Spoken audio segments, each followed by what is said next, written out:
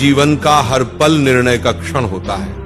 हर कदम पर हमें कोई न कोई निर्णय लेना ही पड़ता है और प्रत्येक निर्णय अपना प्रभाव छोड़ जाता है।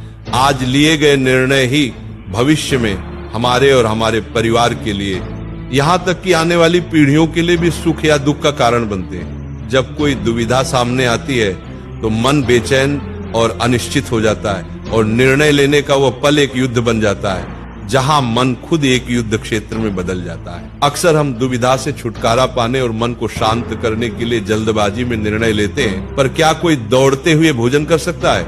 नहीं। तो क्या युद्ध से जूझता हुआ मन कोई सही निर्णय ले पाएगा? वास्तव में जब कोई शांत मन से निर्णय करता है तो वह अपने लिए एक सुखद भविष्य का निर्माण करता है। लेकिन जब कोई सिर्फ अपने मन को शांत करने के लिए निर्णय लेता है तो वह भविष्य में अपने लिए कांटों भरा रास्ता चुनता है। जरा विचार कीजिए, निर्णय के क्षण में हम हमेशा किसी और के सुझाव, सूचना या सलाह पर भरोसा करते हैं और हमारे भविष्य की नींव हमारे आज के निर्णय पर टिकी होती है। तो क्या हमारा भविष्य किसी और की सलाह का नतीजा है? क्या हमारा पूरा जीवन किसी और की बुद्धि का परिणाम है? क्या हमने कभी इस पर सोचा है?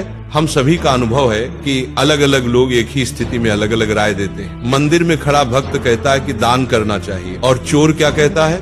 यदि मौका मिले तो वह मूर्ति के श्रृंगार को चुराएगा। धर्म से भरा हृदय धर्म की सलाह देता है और अधर्म से भरा हृदय अधर्म की सलाह देता है। सही सलाह को स्वीकार करना ही मनुष्य को सुख की ओर ले जाता है। लेकिन ऐसी सलाह को स्वीकार करना तभी संभव है जब हमारे हृदय में धर्म हो।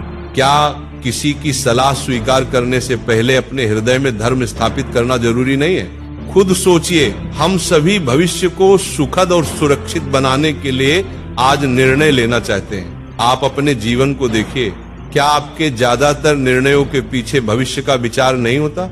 और ऐसा होना स्वाभाविक भी है, क्योंकि अपने जीवन को सरल और सुखमय बनाने का प्रयास करने का अधिकार सभी को है।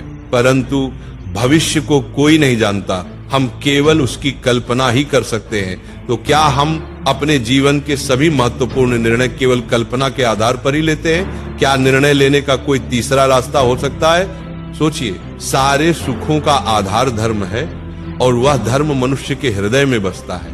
तो क्या हर निर्णय से पहले अपने हृदय से यह सवाल पूछना पर्याप्त नहीं है कि यह निर्णय स्वार्थ से जन्मा है या धर्म से?